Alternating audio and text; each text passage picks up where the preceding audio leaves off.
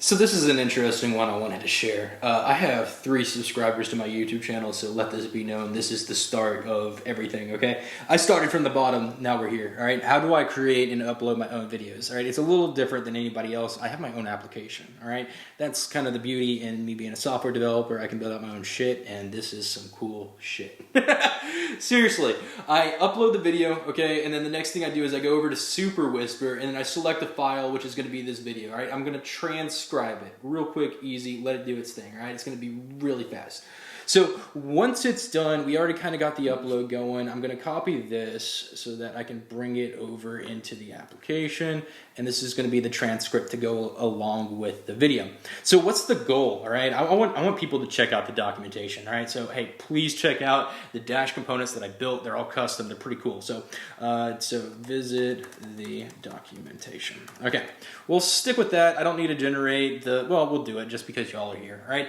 I will generate everything, okay? We're gonna go through it. It's gonna create a forum post for me. It's gonna create a Discord post for me. It's gonna go about setting up and uploading everything that I'm gonna need for YouTube, directly connected to the YouTube platform. This is gonna handle all of the busy work that I kind of hate, and it is very monotonous whenever it comes to managing a YouTube channel. Like trying to fill out a description, you wouldn't think that it takes that long, but trust me, it does. Back in the day, we used to do everything from hand from the YouTube portal. But ideally, with this moment, all right, what I'm just trying to say is that your goal is to create a workflow that you own and an application that you own, that you manage, that can do all the things that allow you to get the work that you need done, all right?